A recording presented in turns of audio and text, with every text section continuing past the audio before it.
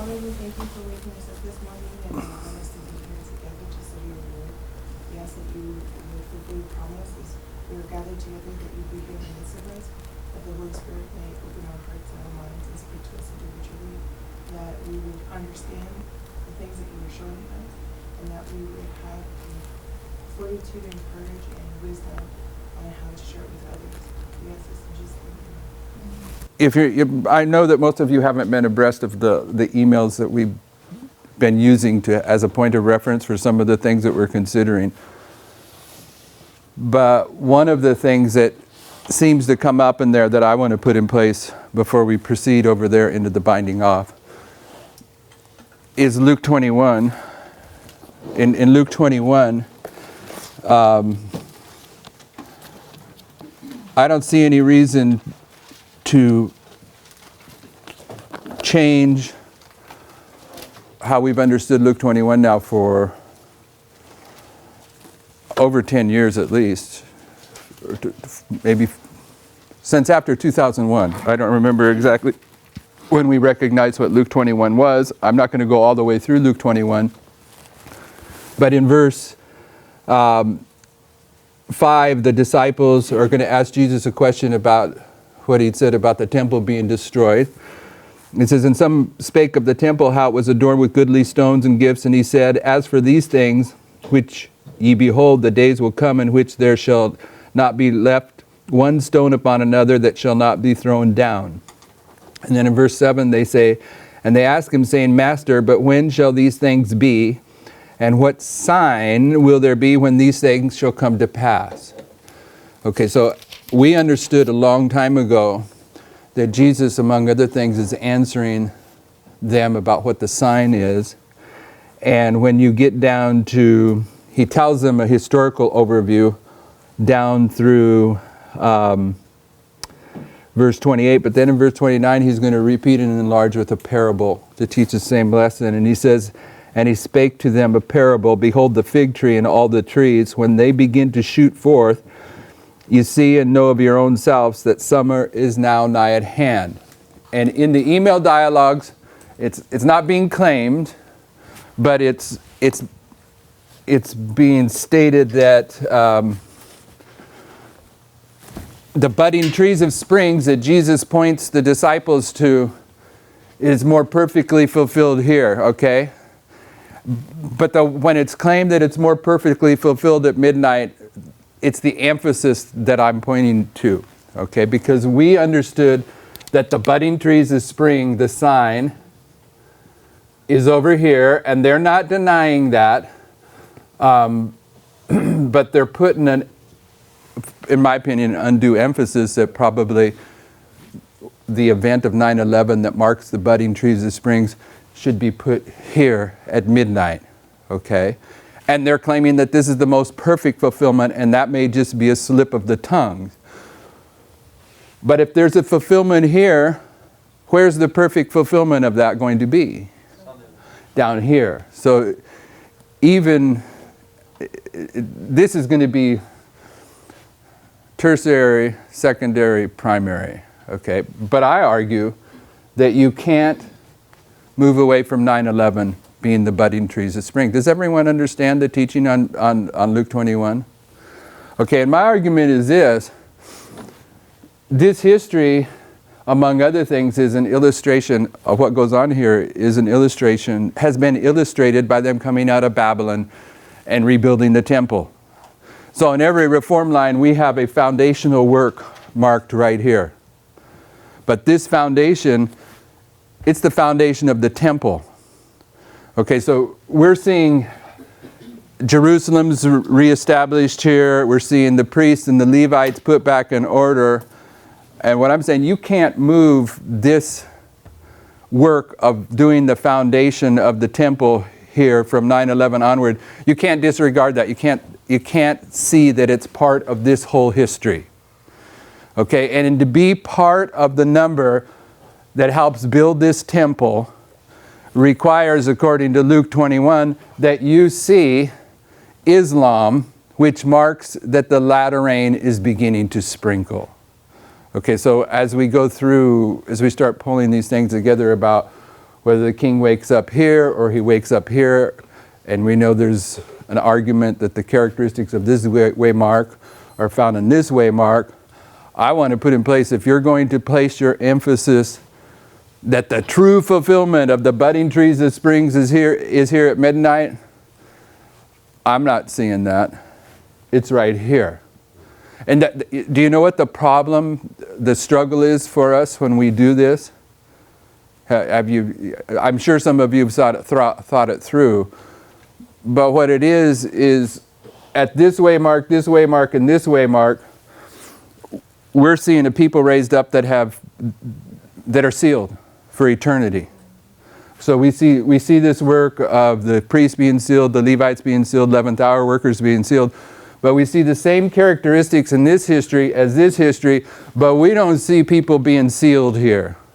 So we got this problem, is there, at 9/11, were there people that had actually fully overcome sin?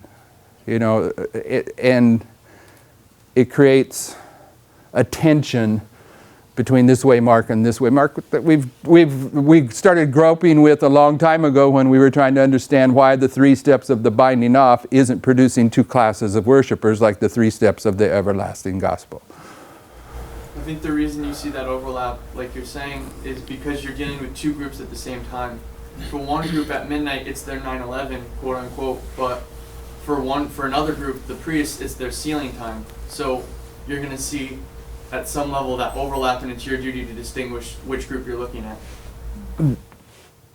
You're saying at 9/11, this is the sealing time of the priests? No, I'm saying at 9/11, it begins their history, but when you get to midnight, it's the beginning of their testing time, their 9/11. For the Levites. For the Levites. But at the same time that's happening, the priests are being sealed. So you have an overlap of some symbols, maybe.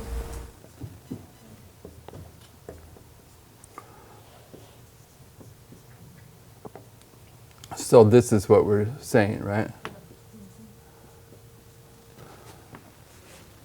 But I think most of Adventism hasn't acknowledged something that Sister White says that you just said, that the sealing time is a sealing time. It's not a point in time, it's a period of time that concludes with God's people being sealed. And if you type in sealing time, you'll see that. It's a period of time. When does the sealing begin?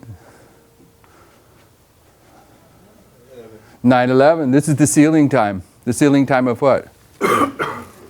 The 144,000. And the sealing time of the priests, both, right? Because this is the sealing time.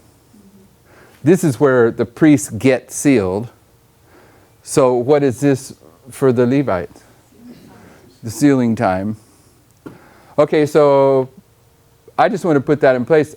I don't think we have justification for moving the budding trees of spring.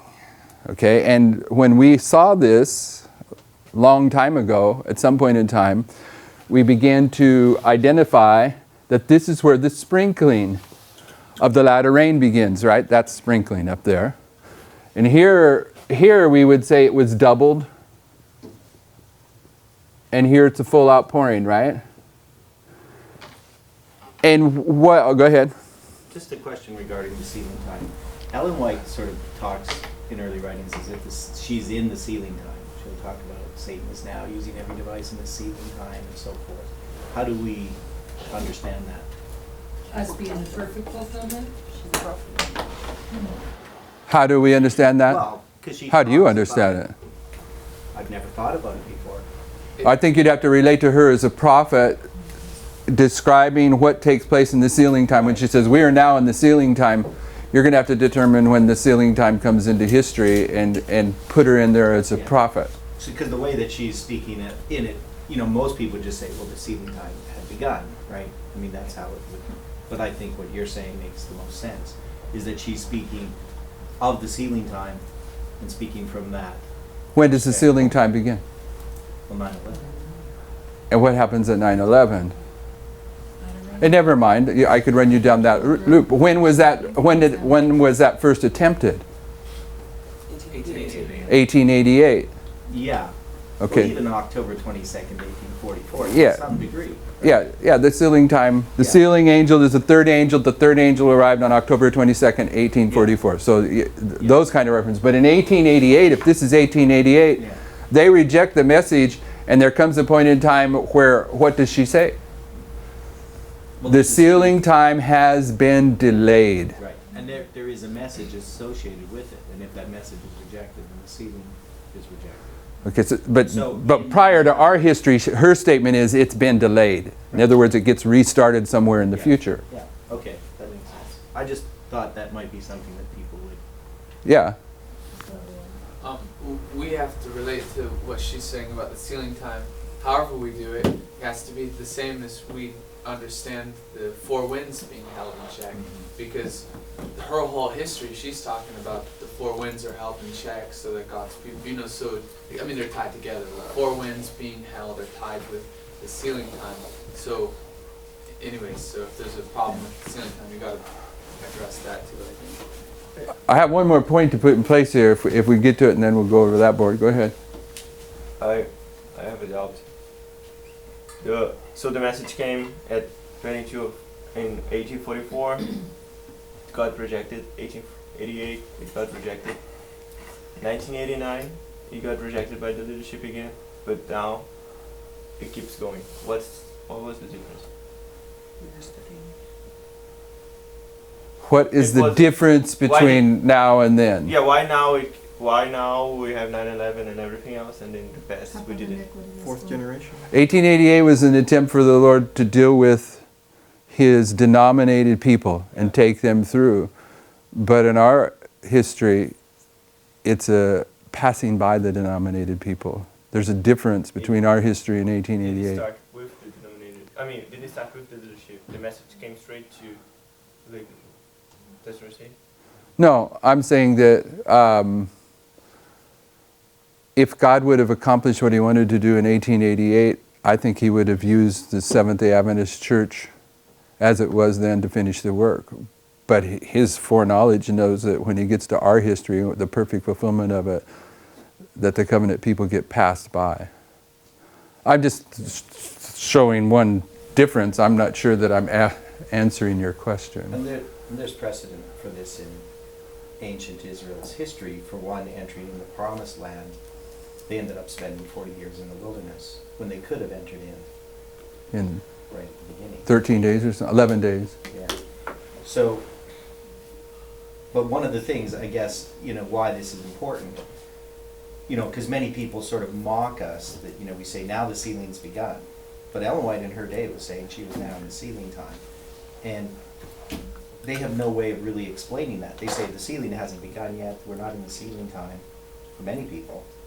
And yet Ellen White says she was. So they have no way of reconciling this repeat of history. Yeah. So the budding trees of spring. It's a sign. Yeah. You have to see it. And I want to put it into emphasis one more time. The problem in the history of Christ, when the Jewish people are coming to Christ and they're asking him for a sign, they're demonstrating in that question that they don't know what the sign is. And you're supposed to know what the sign is. Adventism doesn't know that the budding trees of spring is these four winds that get held and who the four winds are, and they don't know what the sign is. So it's impossible for them to respond to it. Okay, there was some other hands. Everyone's hand. Oh. No, I wanted to answer his question, or at least my understanding is that God always has to wait for the fourth generation to judge his people.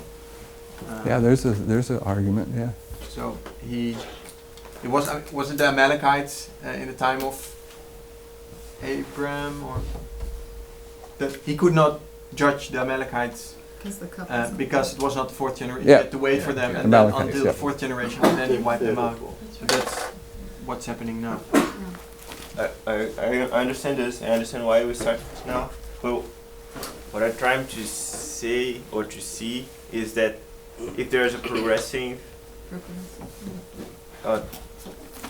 attempt of God to give the message to someone and then it failed, and then it goes to someone else. And if we can put this in online or something, for example, he tried 3 times and then the other one. Because I mean I understand, but the reason they reject an 88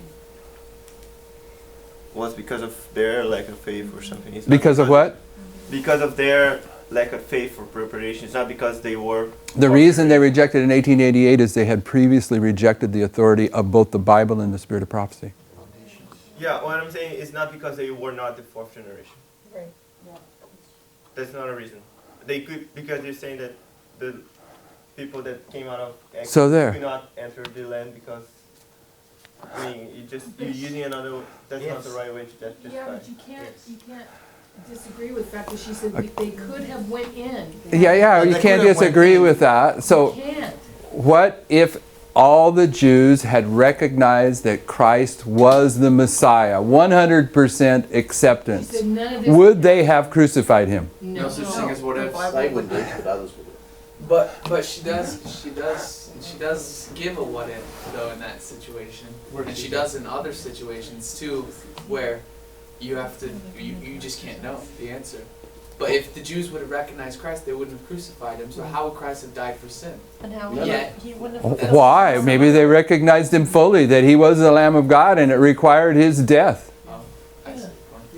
My point is not to do with the ifs, is but try to see this progressive attempt of dealing with the Well, my point is was Sister White being honest with the message that she put in connection with the 1888 message? She implies that had it been received, they would have went straight into the kingdom. Was that an honest evaluation on her part? Okay, so I would argue on his side of it that had they accepted the message in 1888 and accomplished everything that they wanted to, we would be able to go into the history of 1844 to 1888 and demonstrate 4 generations prophetically. Yeah, There you go. yeah, I agree with that. So,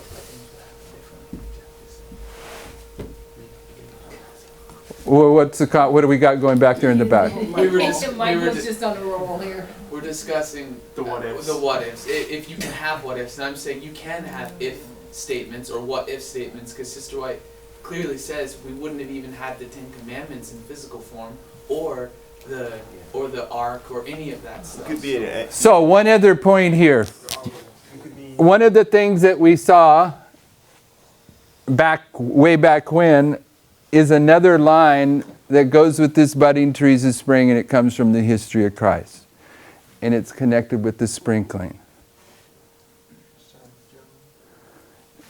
When did the sprinkling begin in the time of Christ? And this would take, in the time of Christ, it would take us to Pentecost, if that helps. About 10 days before Pentecost in the upper room. Oh no, sorry, when Christ No. breathes upon his disciples. Okay, so when's that? That's just before that. Just before what? When did Christ breathe upon his Before he disciples? ascends to off the cross. On the feast of... No. It's Was it on the Sunday? feast of... It's On Sunday. Well, what's the feast? First fruits. Feast of first fruits, didn't he? no, it was a week after. Was it a week after? A week after his resurrection. 8 days after. 8 days after his resurrection? Yeah. Not 10 days before Pentecost. Unleavened bread. 50 days before. No, Even 10 days 40 days before. before. Ascension. How do we know what day? Does it say somewhere clearly? I could look at it. Yeah. It says 8 days after. There is one. At least there is one week. Doesn't Christ get resurrected, and then he tells Mary, do not detain me, I must ascend to my Father. Doesn't it say on that same day he appeared to his disciples? Yeah, that's true. Yeah. But Yeah, 8 days that's later, the way- again, he They went go twice. fishing, Pardon me? but then they go fishing and he comes and he finds You're not them talking- and they go through this whole thing all over again before they meet, like when Thomas doubts and all this. It's in No, that's not what I'm talking about. I'm talking about on the day of his ascension, he returns and breathes upon his It says, disciples. then the same day at evening, being the first day of the week, when the doors were shut, where the disciples were assembled for fear of the Jews, came Jesus and stood in the midst of them, saying, peace be unto you. And 2 verses later it says, and when he had said this, he breathed on them and received the Holy Ghost. When was that? It says the same day as Sunday. What, same day? Well, that's the question. I'd have to see the context, but it's probably. Jesus appeared to I've understood Mary it and as then- Resurrection yeah. is what you're saying? It's the feast of wave sheaves. Yeah. Sister Carol? Resurrection day. Well, in verse 17 of John, it says, Jesus said unto her, touch me not. So that was the day that he was talking to Mary. Yeah. Yeah. Yeah. That For is I the am not yet resurrection. ascended to my So- Father. Yeah. Was there a divine being that came down on that day? Yeah. Yeah. Christ. Christ came down on that day, and what did he do? You breathe. And Sister White says that breathing was as Sprinkling before the full a few drops before the full outpouring on Pentecost. So that's the resurrection then. On that same day in the evening that he was resurrected, he breathed on It them. would be, That's Yes. what you're saying. Okay, just to make it clear.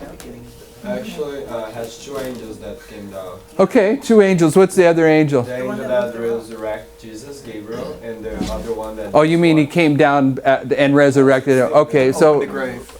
all right. If there may be more details than that, but in this history, what else do we have? Now here's where Michael started at the wrong point in time. What else do we 10 have? days of Pentecost Where do we put that? in the upper room. Where's the upper room?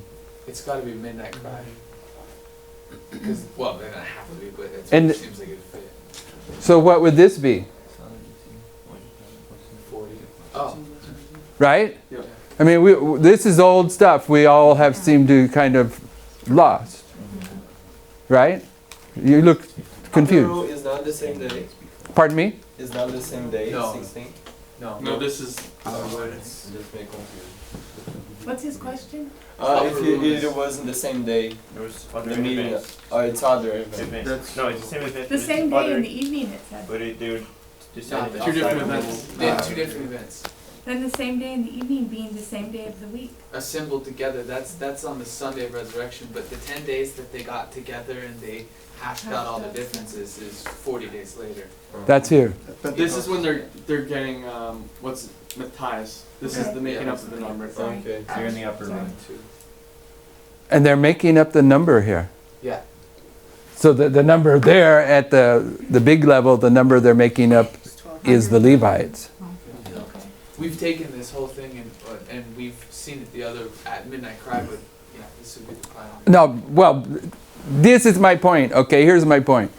Before we go into the binding off.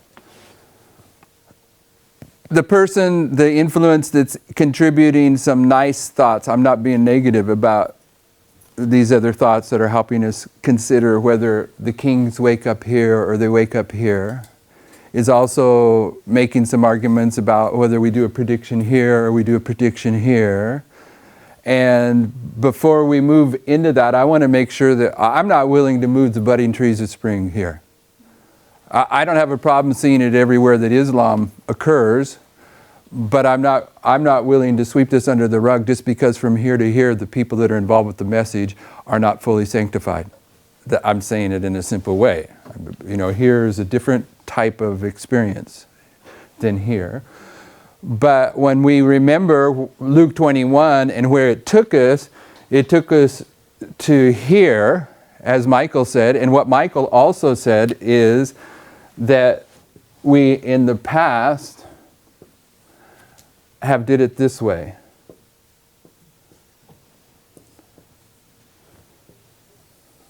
Right? Which is a fractal of this, and this would be midnight cry. Okay? I want to put that in place for what? Anyone know? We have to deal with a prediction in here, right?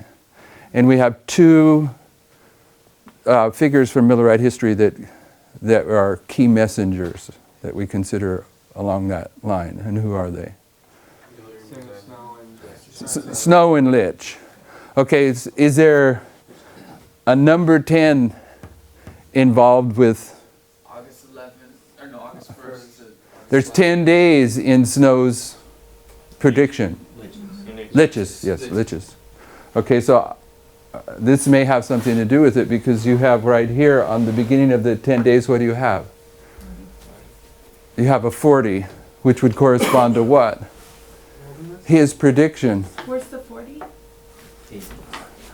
40 days, 10 days, or 40 days, 10 days. But you're not making that a 40. But Litch predicted August of 1840, Oh, okay, yeah, that's the 40. Okay.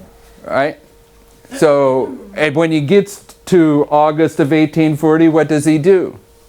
He fine-tunes his prediction and says August 11th, 1840. Okay, so I have a hard time, if we're going to include Litch into this story, not seeing at least something reflected in this structure. So over here, this is where Brother Tyler wants us to be. But I'm going to go back over here. It is, how to say this?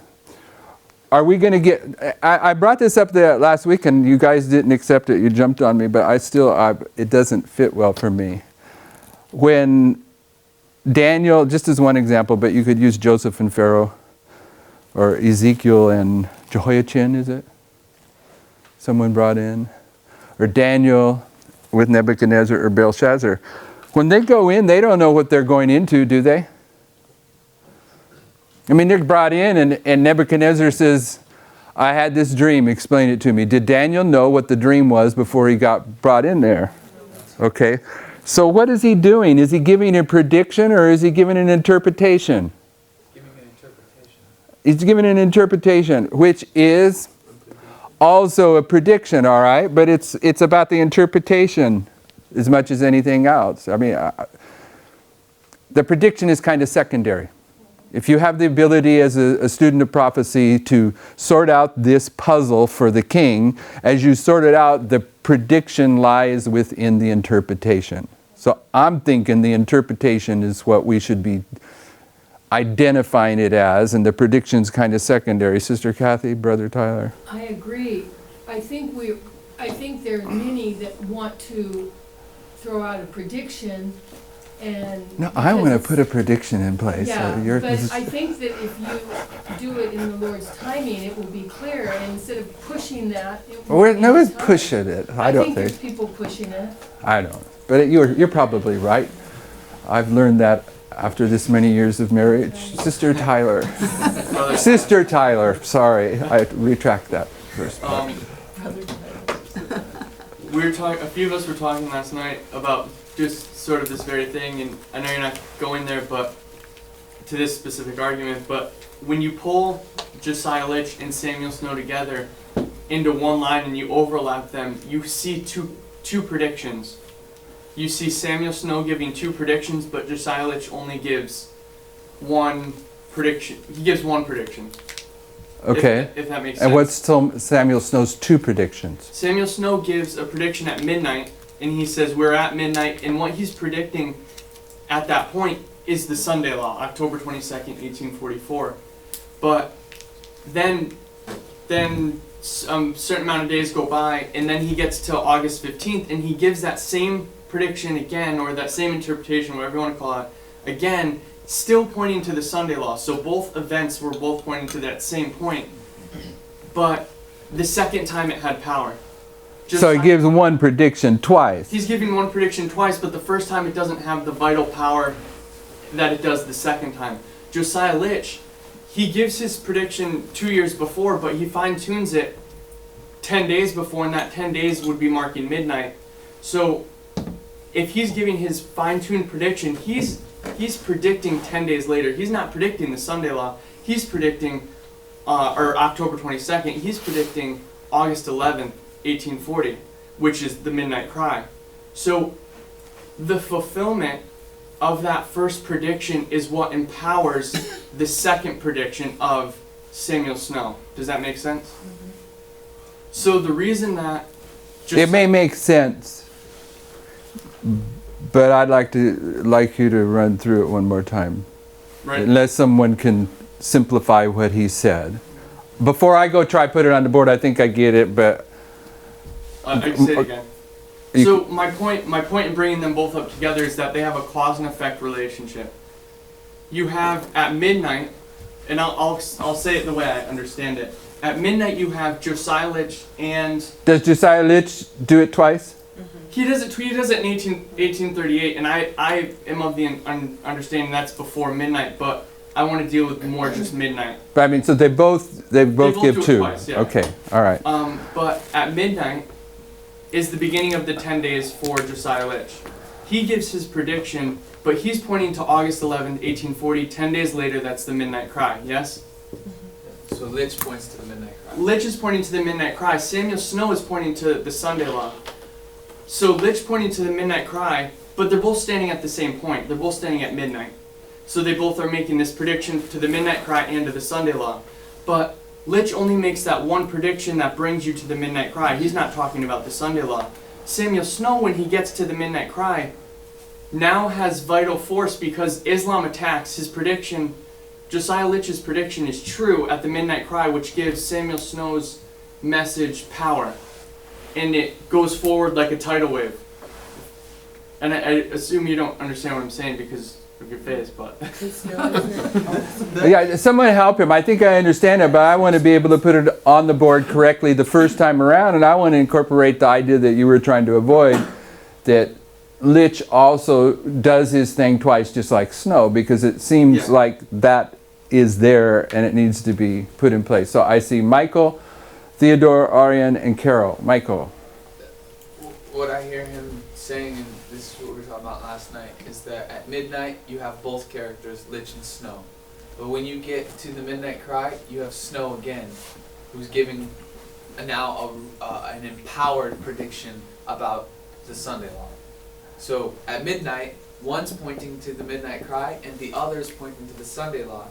And when you get to the midnight cry, the one, Litch's prediction comes true, and Snow gets empowered to give his message about the Sunday law. So one's going to the one, the other one's going to the other. And the reason it didn't have force the first time when Samuel Snow gives it at midnight and it doesn't sweep like a tidal wave, is because the fulfillment of Josiah Litch's prediction hasn't happened yet. No. It hasn't been empowered, so to speak. Arrival empowerment. Well, Arrival empowerment. Snow's yeah. happening in 1834. Well, yeah, we're overlaying the two together. So Litch's is fulfilled, like you're saying, Litch's is fulfilled at the midnight cry, and that fulfillment gives the tidal wave effect to Samuel Snow's that allows him to make that prediction again, but now it's going to sweep over everyone like a tidal wave till it reaches October 22nd. And what is Snow's prediction? The Sunday law. The Sunday law. And is there a Sunday law here? Yes, but Snow, he predicted October 22nd, 1844. It predicted the perfect fulfillment. Yeah. Okay, so here's the fulfilled for Snow. Yeah. So the fulfillment of Litch empowers the prediction of Snow. Fulfillment of Litch empowers the prediction of Snow. Yeah. Okay, who else wants to add something in on that? Theodore, Carol, Yeah. and I said what I wanted to My say. main point to say, one of the points is that this allows us to see two predictions. Yeah. Which is, I think, is really important because when you get into Daniel, some of the arguments are that there's only one prediction and it's all at midnight, but if you see this structure, if this is a valid structure, there's actually two predictions. And you should be able to see that in different lines of thought. Midnight cry and Sunday law. what's Litch's prediction? Islam. Okay, where did he give it? In 38. August 1st. He gave it back here in 38, first time. Where are we marking 38 as 9/11 or? We're marking it right here with no line, sorry. all right?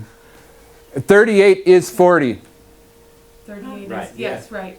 It's like a midnight. Okay, sorry. But he gives it here, and then he gives it here in 1840, in August of 1840. He fine-tunes it with 10 days. And Snow gives his, this is the Boston, right? Yep. And this is Exeter. So they both are marked as proclaiming it twice.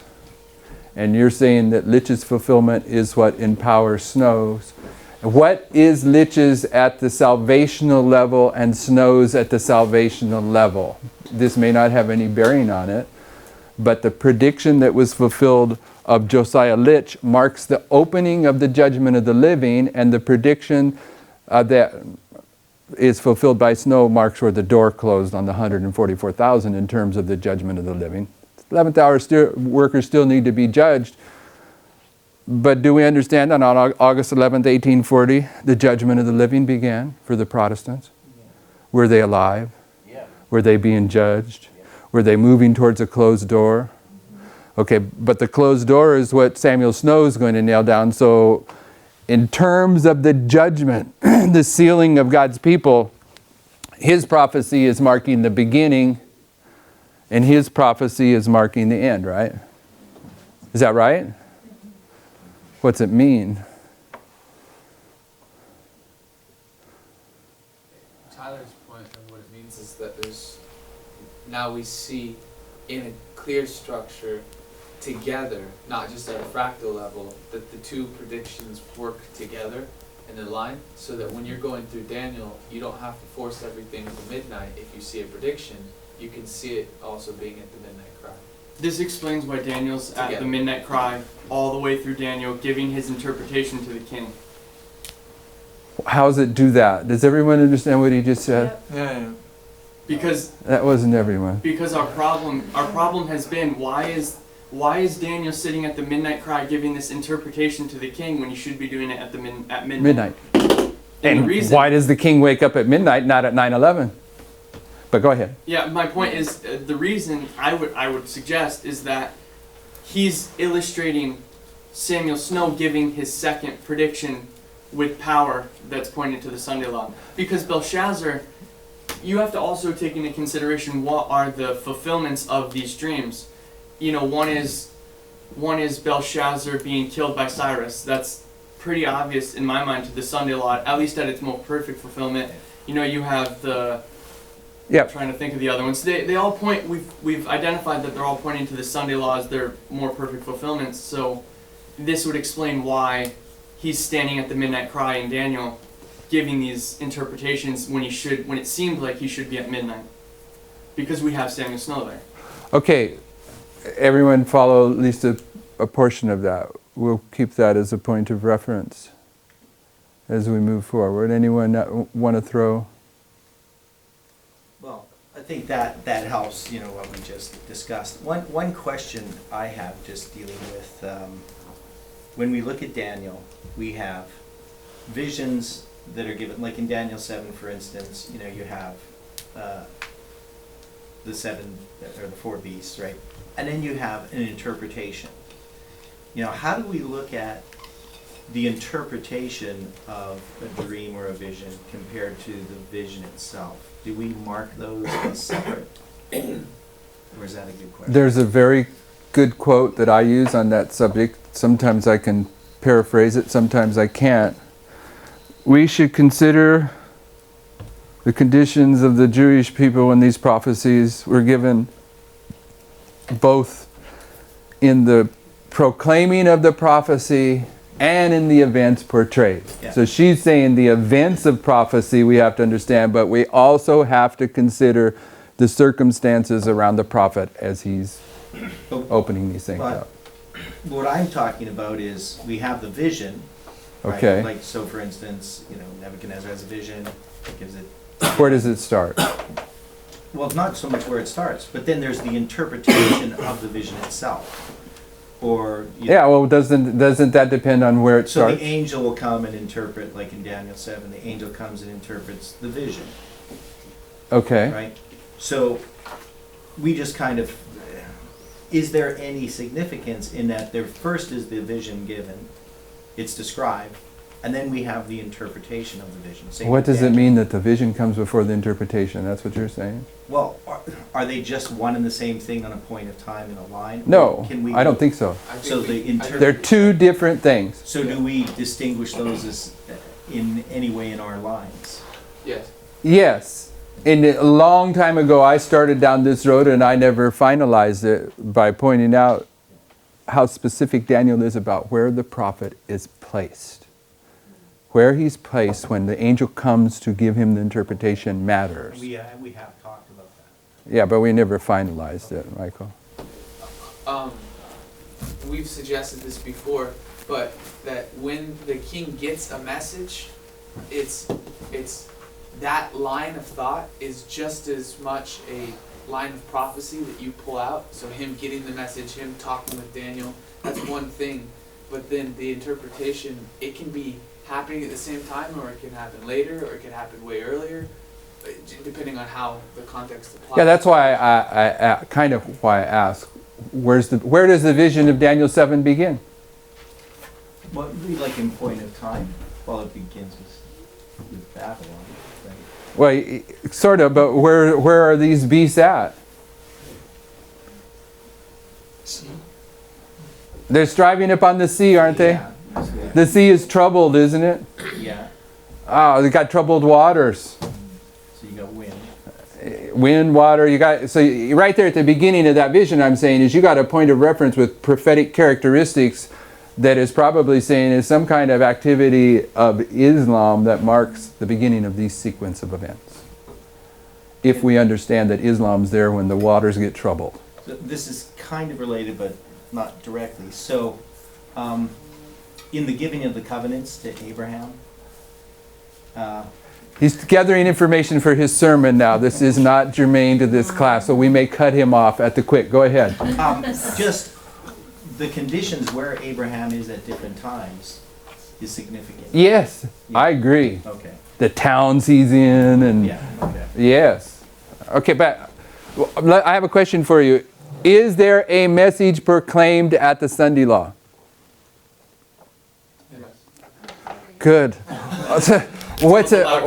The loud cry. Now, is this? Is it a prediction?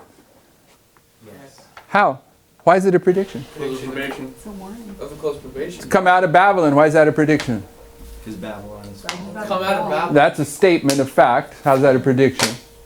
But it Because doesn't your door's end there, about to right? Come out of close. Babylon because Babylon's fallen and you're about to die. Yeah, the prediction is that when this is all said and done, there's going to be two classes of worshipers, and you either have the mark of the beast or the seal of God. You're either lost or saved. So there is a prediction in this message. Pardon me? That's the everlasting gospel. That's not a prediction. That's the everlasting gospel. The division of two classes is the everlasting gospel. It's not a prediction. I think it's a prediction. Should we go to Revelation 14? He sees an angel flying in the midst of heaven, and that angel, that third angel, is saying, if you worship the mark of the beast, or worship the beast, you're going to get his mark. It's a prediction. If you Okay, you're predicting the close of human probation. No, I agree there is a prediction, but that's open a lot of things. that opens a lot of things. Yeah, well, every time you said you're preaching the third angel, the angel's message, you're giving a prediction. That's what you're saying. Are we not? Yeah. But well, we're preaching at 9/11. We're preaching at 89. So you're saying that's That's well, we're giving watering down the preaching. Anytime you're preaching is a prediction. Okay, I can live with that one. But anyway, there's a message here, right? Yeah. And we can argue that it's a prediction too, right? Is there a message here? What is it? It's the midnight cry. Is there a prediction? Sister Michelle? Okay, so upon the testimony 2, a thing is established. Yes? Is there a message proclaimed at midnight, and is it a prediction? It's got, what is it? Well, it has to be the message that's telling them that Islam's about Out of the destroy. cities. That's Yeah, what it's- the whole Yeah, it may have a lot of attributes to it. But the point is there, Well, who's the message given to The and Levites. at midnight? So that's the that's- target audience is going to be a factor, but we're admitting that there is a message here. Is that what we're saying? If there is a message, that's the. And it includes a prediction. At midnight. Based upon the fact that it happens at this way mark and this way mark. That's a primary argument here this morning, right? So what does that do to what we've understood about the binding off? What is when we came to understand the binding off and we got to the Daniel 10, what did we say the binding off was? A point in a period, but there was 3 touches. And as we lay these 3 touches out, where is it that Daniel is strengthened and strengthened? Be strong, be strong. He's right here. That's our argument. Be strong, the doubling. So how is it that we're understanding that Daniel is a symbol of those people that come to midnight, that are saved, they're the righteous priests, and they go through this process and they're empowered here.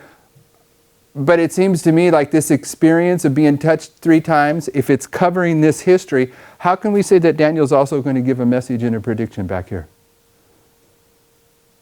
Do you follow my logic? Is it from what at least how we've laid it out graphically, is that he's not empowered to give a message to the end of the binding off, that we just, unless some people were afraid to protest, we as a group just agreed that Daniel's going to give a message and a prediction back here at midnight. Do you see the problem with that? Do you need to be? Why what? What's the problem with that? According to the binding off, as we define it, he's not ready to give a message until the 3rd touch. He says, And the 3rd touch takes you down here to the midnight cry. So if he's not prepared to give a message to the 3rd touch, how come we're claiming that he's given a message back here where he's touched the first time? Michelle? Daniel 10:16, it's the second touch that he's dumb and then he's able to speak. He speaks and he says, I said unto him that stood before me, O my Lord, by vision my sorrows are turned upon me and I have retained no strength.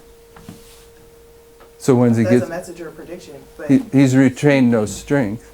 When's he get his strength? he gets it at the end, but he does say he's dumb and he's touched and he can speak. At the end. At the second. Second. not the but third, still the it isn't second. the first, so it's just the.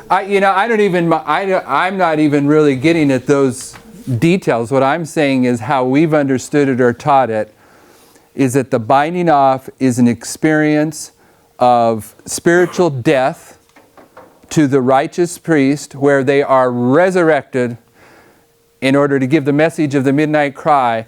And what day was Jesus resurrected? The 3rd day. So the binding off is at one line, it's telling us that the work of being bound off, it's not concluded until this way mark, unless we've been illustrating it incorrectly, and I'm open for that. But what we've been teaching places him down here, but we just all agreed that he's got a message and a prediction to give here. How's he doing that when he's spiritually dead right here? Brother Stephen? Well, we've said that the midnight cry is like a period in time, and there's people, the priests are being sealed all through that period. The midnight cry, the last priest has gone through is 1, 2, 3, but there's maybe 1, 2, 3s just happening at just soon after midnight or around that time. So the first priest has maybe been sealed around that very time. So he's maybe Hey, are you guys going to let him get away with this? I don't agree with what he's saying. You don't agree with what he's saying. Good. Why don't you agree with what he's saying? We've said that, and we could be wrong, he might be right, but we've said No, that he's that wrong. applies for the Levites and the 11th hour workers. That they go through a 1, 2, 3, 1, 2, 3, 1, 2, 3, Yeah. one after another sequentially or, overlapping, however, but they have the individual, and we've said ours is more like a corporate, like everybody's going through the binding off all at one time for the priests. Yeah, we've been led to that conclusion. But everything else is progressive. Yeah, that's true. We've said that. This here is there's some tricks here that have not been resolved yet. Everyone must acknowledge that, I hope. Well, we have, when you did your presentation on the binding off, where at the start of the trimester, and there was some dispute, you pointed out that it is progressive, but presumably that's spreading around the world, so people in a particular country are probably getting hit at the same time. Okay, disregard that. Yeah. What happens to the faithful priests right here? Now, he's making a case that it's progressive, leading up to the midnight cry. Pardon me? They fall on the ground. They fall on the ground. I thought they got arrested. Yeah. Isn't Jesus our example in all things? He gets arrested at midnight. Okay, so how, that seems more like a point in time instead of a progressive. If it's a genuine arrest and brought into the legal authorities. All right. The US will have a Sunday law before Australia will have a Sunday law. So the arrests, for example, may be happening in the United States before they're happening in other countries because... So if Australia is the last one to receive the Sunday law, then the last priest in Australia will be entering into the binding off time period well into the Levites in the United States. Maybe even into the 11th hour workers in the United States. You're willing to go with that? Well, this is the dilemma. I'm going with what we've taught here before. It's not my idea. No. Believe me, that won't work in the judgment. It's got to be your conviction, not mine or some other teacher. Indeed. You have the 1, 2, 3 in the binding off, and in the first step of Daniel, in Daniel 10, he falls on the ground as dead. But my question is then, what causes this to happen?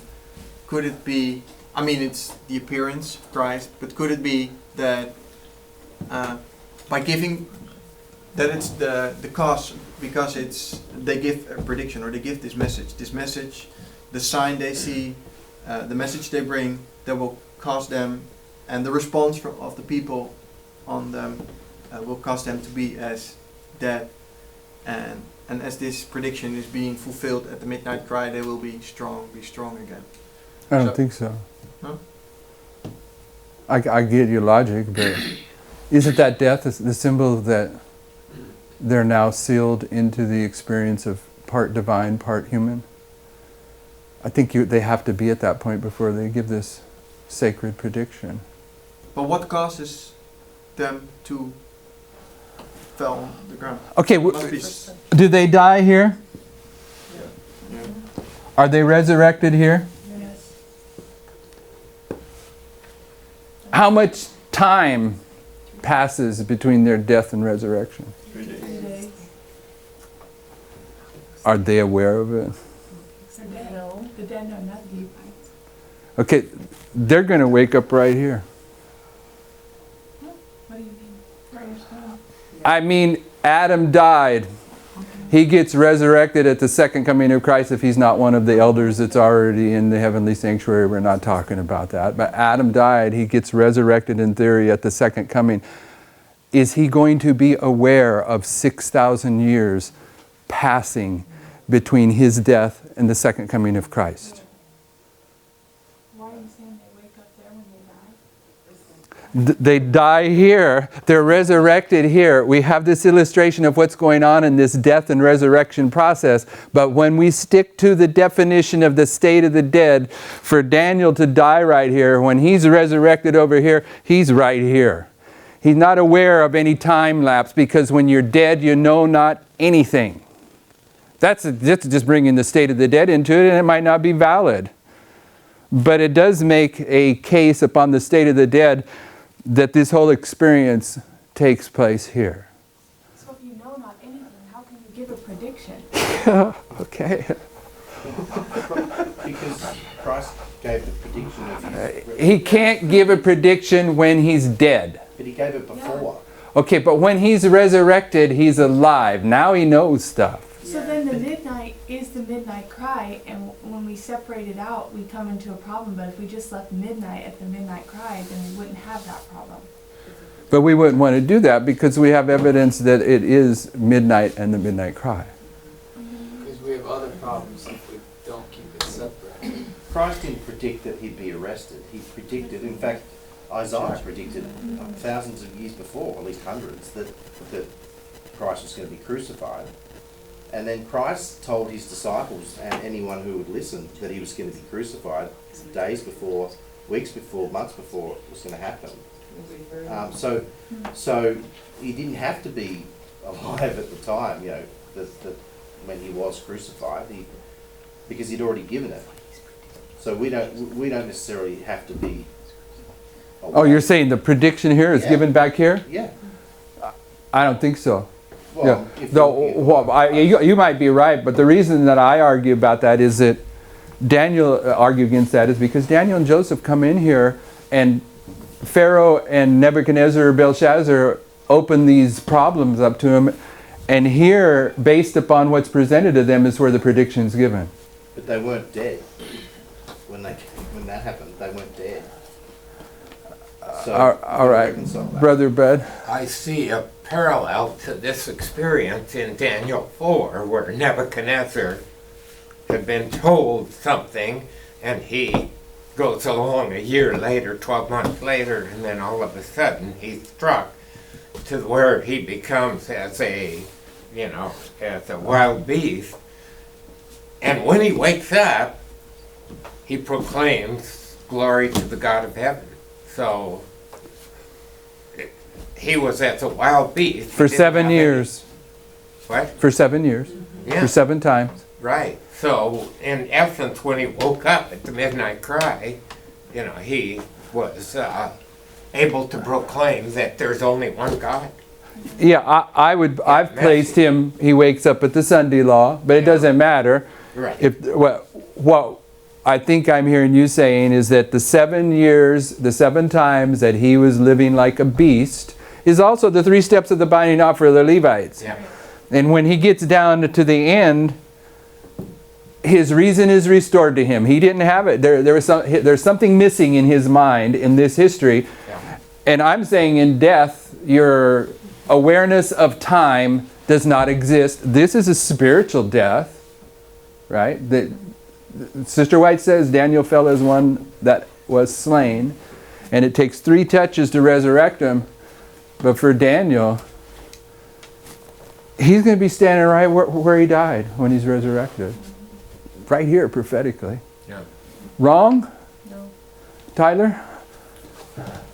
But he may you're using the state of what the last thoughts of his mind were. But in reality, when Adam stands up, he's 6,000 years later. He has bridged the time. It may have passed in a moment and he didn't even notice it, but you can't deny the fact that, like what Bud was saying, Nebuchadnezzar's reasons restored at the end. He didn't jump back in time and now he's at the midnight cry again. Just because your mind is awakened and you realize it doesn't negate the fact that time did pass. It's a week. Yeah, it might. I agree. It wouldn't negate the time did pass. But it doesn't remove the possibility that with the definition of the state of the dead, that these 3 touches can be understood to take place right there, all at the same time. And that does change it to answer his dilemma. If you erase those and stuck all 3 of them right at midnight, that's what you're saying. Yeah. Yeah, I see what you're saying. But Yeah, I do too. Okay. But He was astonished for 1 hour. yeah, how do you explain all that? That's- Is his astonishment really when he's just dead and it's instant and it's all just midnight anyway? Is that's what you would be suggesting? what is this hour? It's a short space. Short space for Revelation 17's 10 kings. What is this hour? This is an imperfect hour, but what is this hour? Where's the perfect fulfillment of this hour? Kathy? Time of trouble. Here. Okay, so this is an hour. This is an hour. This is an hour. He's astonished for 1 hour. That's the binding oath What is it? for each group of people. The hour of his judgment has come. Okay, the hour of the judgment for the Levites have come. The hour of the judgment for the 11th hour workers. The perfect fulfillment. The hour of his judgment. Is that expressing time or an experience or an activity? We always have understood that in Midnight Cry have the marriage and the Sunday Law have the Sabbath, but I don't know if that can help your argument. But What's my argument? that here is the state of the dead and there is the Sabbath. The state of the dead is an observation. I'm trying to resolve this dilemma just like everyone I'm else. just saying because it's the two things that we have to defend in the end of the world. Is the state of the dead and the Sabbath. I don't know if you can line this up. If Marriage and the Sabbath. if what you're saying is correct, then Oh, the two pillars. Yep. the death is the bitterness. It's the bitter issue that is happening at midnight. They're synonymous, at least in my mind, unless someone can say they're not. So what you're suggesting is that the bitterness is instantaneous. You're bitter, your death, your bitterness is instantaneous, and you're immediately rejoicing because now you're resurrected. I'm not suggesting that, but And I that's the get implications. that's how you're reading it. That's the implications, because that all of that is illustrating the way I've understood the death is not only just a spiritual, being humbled in the dust, but part of that is like what Aaron was saying, is you're being persecuted on every side, and this is a duration of time that's just killing you. Like with after the close of probation, the time of Jacob's trouble is the perfect fulfillment of the binding off, and that's not in 1 second. That's a bitter disappointment for at least a few days for them, and that's a period of time. When you put marriage in Sabbath, you could put Adam, fell and sleeper there, and then he married Eve, and then you have Sabbath. And then in this time period, he's sleeping. And then So- remove a rib here. Adam falls asleep here at midnight. Yeah. The Lord removes a rib, Yeah. Then he marries. and he marries her, Yeah. And then there's And then keep Sabbath. the Sabbath. And then the Sabbath. and then the Sabbath is the next day. Okay, there's a nice little echo. I don't know how it contributes to this discussion, but I get it. It's a sleeping. It's the sleeping. Daniel That's what I'm dies, pointing out. or sorry, Adam So dies. did Adam sense any time as he's sleeping from here to here? But he goes through time. But he goes through time. Right. We're back to the old time dilation thing. Brother Theodore? So when we just look back at Snow himself, right? At midnight he gave the same message that he gave at the midnight cry, right? What's the difference is that at the midnight cry it was empowered. And, Why? well, that's a good question. I don't Well, what Tyler and Michael are claiming is because of Litch's because of Litch's prediction, but being fulfilled. yeah, but of course those are different times. Yeah, those are History. different histories, different Right. prophecies. But I'm just saying what the difference was, at least as far as what happened at that time. We had a tarrying time, right? We had midnight where the message was then prepared, but that message wasn't empowered until the church was ready to receive it, right? Because the people had to be ready. Now, we also have the Valley of Dry Bones. How do we connect that resurrection with this? Or do we?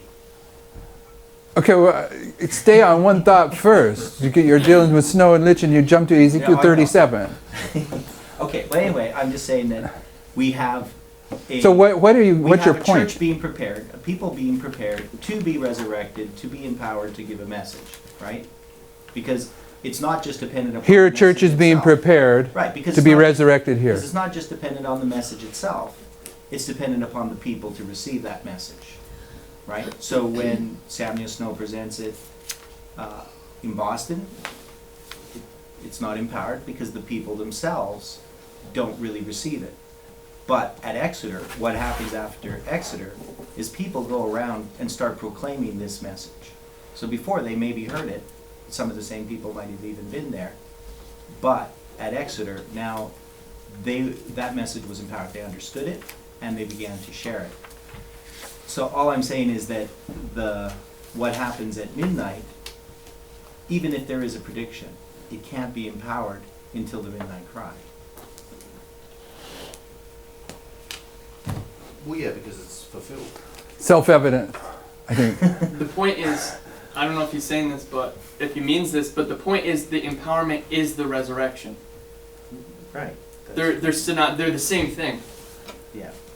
The empowerment is the resurrection. Yeah. So you can't have the resurrection back at midnight, no matter how you try to do it, because you can have a message, you can have a prediction, but it can never be empowered until the midnight cry. That's why Yeah. we're face down. I don't have a problem with that. Where's the resurrection marked on other witnesses? Here, where he died, or here? Yeah, it's there. It's here. I'm not arguing that. If I'm making an argument at all, I'm saying that it can also be related as a point. The 3 steps, we get the 3 steps from Daniel 10. Yep. And most of, at least in my mind, the lines we have from Daniel 2, 4, 5 are all pointing to the Sunday law as being fulfilled. In the discussion about it's the snow message that it comes at midnight, it's empowered at midnight cry, but it speaks about the Sunday law. Could it be that this 1, 2, 3 message in the binding of, that it only speaks about the Daniel lines, about the snow line, so that it's because snow is already at midnight. He brings his message at midnight, and he speaks about the Sunday law, but he goes through this period. Even literally in Millerite history, he was speaking it, but it was not. So you're saying snow has been typified by Daniel. Mm-hmm. Yeah. So who's Litch been typified by, or hasn't he? Joseph. Are you guessing, or you already thought that one through? He's whoever's making a prediction at midnight. Yeah. To the midnight Joseph cry. does. And Joseph is predicting, he's not only predicting the east wind, but he's predicting the Sunday law. But his point is the east wind is coming at the midnight cry. Mm-hmm. So That's Litch. So Litch is Joseph. And I would add Miller, 1818 to 1843.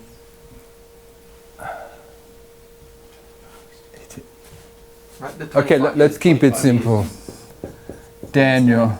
And that makes way more sense. What makes way more sense? Doing this instead of trying to fit Daniel with Litch's. Do you think it's valid to take these 2 primary lines from Joseph and Daniel and see Litch and Snow in the Millerite history as these primary lines? Yeah.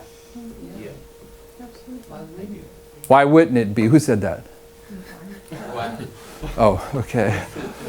All right. So I'm not disregarding what you're saying about 1818 to 1843.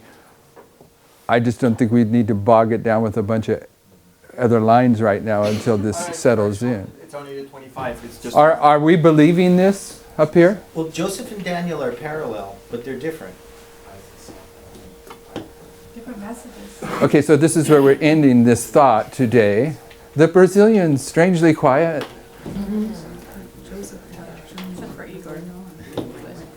So, what are we saying here to close this off? We're arguing, hey you guys, we're binding this off now, and seeing as you contributed in it, keep engaged. We're saying that Litch is the story of Pharaoh, and Snow is the story of Daniel and Belshazzar and Nebuchadnezzar. Yeah. Really, and we've thought through the implications of all this. Joseph. We haven't talked about Joseph yet, but I mean, Sit with it. Yeah. Go back to Genesis 40 again. Yeah, we got to go back over and over to all these. I don't know if I'm gonna be able to put in English or even in Portuguese. But but what I want to say is that we're dealing with regarding the issue of the resurrection be at the same time of midnight. We're dealing with events, not time. Time, it could be 1 hour, but it could be a year. It could be 1 second. So we're dealing with experience. And the experience that goes in our minds is not in time. And in our minds we die and then resurrection, that's a moment, a blink away. So, and for someone going through this experience, the midnight and midnight cry is the same time. It's the same time what? Well, we die, you spend 1 year, and then you wake up, it's the same time. It's because we're dealing with events, and events goes in our minds, not in time. So dying and resurrection, Martin, there, is the same thing. At the first step, at midnight. Yeah. I disagree, and another witness to the three that we haven't mentioned is Christ. Christ's three temptations. We would have to be suggesting that all of the threes that we ever see there are all at midnight, so Christ's three temptations happen all at the same time. But you read the one, just historically it is obviously a progressive time, you know, three separate things, but they each symbolize something different, and they are all describing a period of time. If you read the way Sister Wright describes it, the angels have to wait. They can't help Christ. He's being beaten down by Satan. It's this anguish that he's going through. If you take that and put it all at one point, you're saying that the death, the bitter experience is all at one moment, and then you, in the next moment, you're rejoicing because you've gained the victory over Satan, and now you're going in, you're empowered, and you're going through your history, when that's just not what the lines have been showing. You don't have that empowered experience till the midnight cry, till what you're saying is proved correct. The death is the persecution at one level. So that's where we end. You can have a prayer for us, Brother Tyler. Dear Heavenly Father, Lord, we thank you so much for this day that we could be together. We thank you for this class. We thank you for the truths that are unfolding. We thank you that we have the opportunity to be here and to be discussing the things that are about to take place, Lord.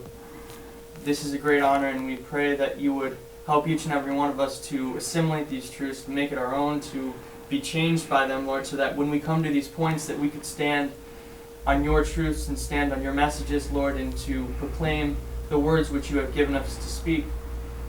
Please guide our minds and guide our actions throughout the rest of this day, and I pray that you would lead us and you would keep us patient, Lord, as we hash out and discuss these things, Lord, that everything would be revealed in due time, Lord, and that you are the hand that is controlling all the wheels, all the complicated play of events. And we just ask for your blessing now and your mercy. And we thank you in Jesus' name. Amen.